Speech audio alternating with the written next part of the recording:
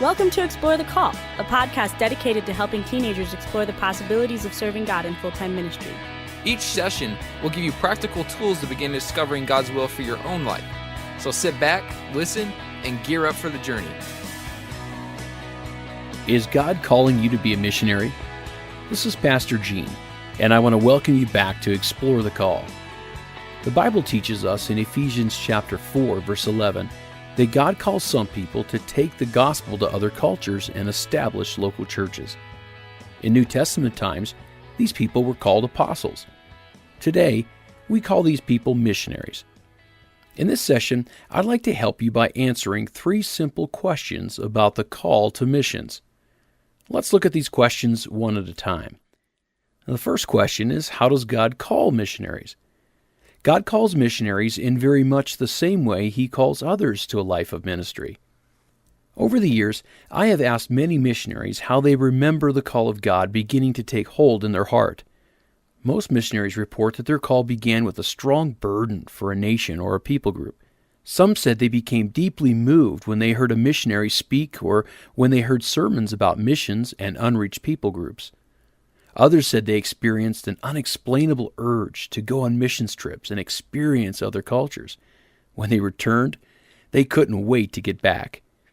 Some said they felt challenged when they heard missionaries describe life overseas and the living conditions of lost people. Many told me they were pushed by a passion to make a difference with their life while being pulled by a burden for lost people. However, most, if not all, have told me that their heart just would not allow them to consider the possibility of doing anything else with their life.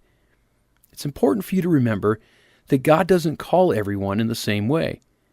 Unfortunately, there's no test that you can take to find out if you're called to be a missionary. The call is only confirmed in your own heart after prayer, deliberation, and exploring God's will. It can only be confirmed when you step out in faith and begin to explore the possibilities of God's call. Well, the second question is, what do missionaries do? Missionaries bring the gospel to those in other cultures who don't know Christ. They're usually sent or sponsored by a reputable missions agency.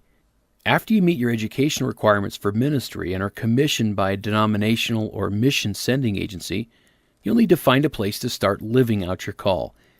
Although there's thousands of ways to serve, missionary activity usually falls into one of the following categories.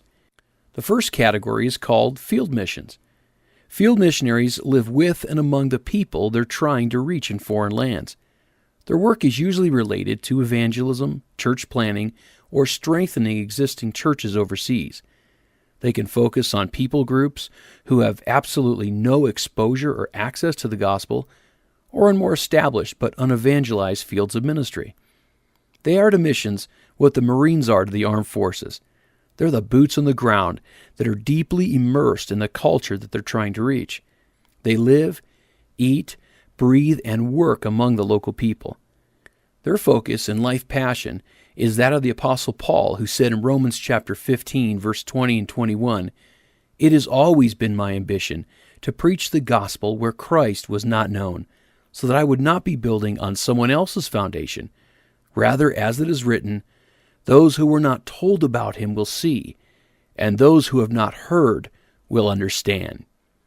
There is a great need for field missionaries, and if God is calling you to this kind of ministry, you should feel honored and blessed. A second category is called educational missions. Educational-driven missions usually has a focus on training future leaders in Bible colleges overseas.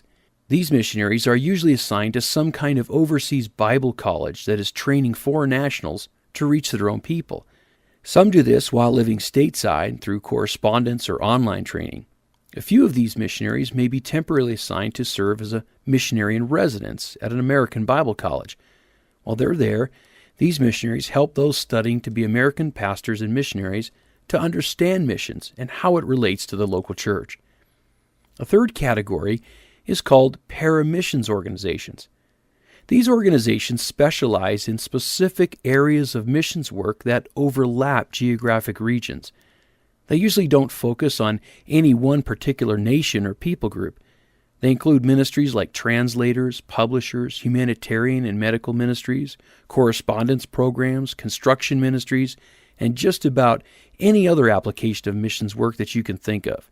Paramissions ministries are probably the fastest growing area of missions work in the last 10 years, but it has its unique set of advantages and disadvantages.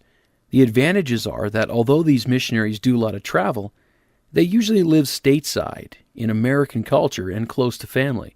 Their children and families live much like many other American families and do not have to adjust to foreign cultures. In a technology-driven age, they're able to administrate much of their work over the internet and avoid the expenses of living and working in foreign cultures. But this kind of ministry has its own set of challenges as well. It's not relational and tends to be more project-driven. The missionaries can lose touch with the culture because they're not living among the people that they're trying to reach. Also, many American pastors are becoming concerned over the increasing amount of missionaries who are now residing stateside. The trend has attracted some who seek the comforts of Western living, but lack the commitment or ability to live and minister in foreign lands. As a result, American churches are beginning to limit the number of missionaries and the length of their support for those serving in this type of ministry. As the trend increases, funding and financial support is getting harder and harder to realize. A fifth category is missions administration.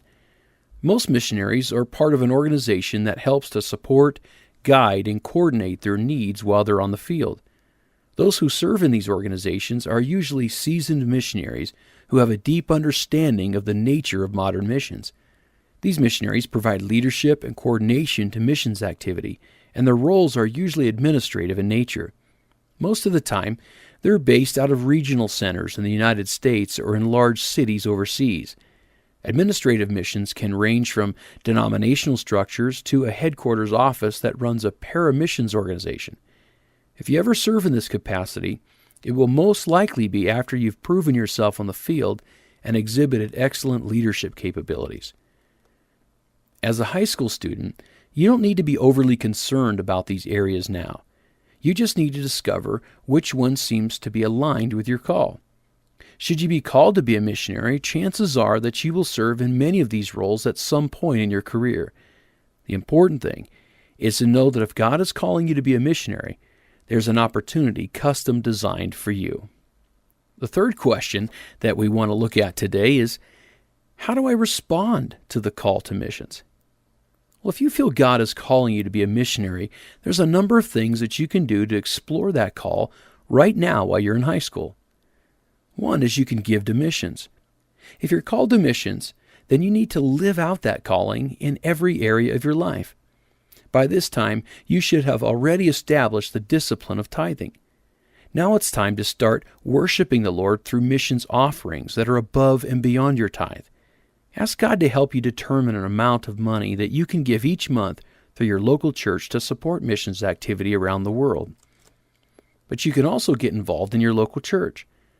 Chances are that your church supports missionaries. Meet with your pastor and volunteer to help your church in its missions efforts. You can do this by volunteering to read, file, and update others on all the monthly correspondence that your church receives from its missionaries on the field. You can also help by writing letters or sending emails to your church missionaries to see how they're doing, checking in with what they need, and discovering any prayer requests that they may have.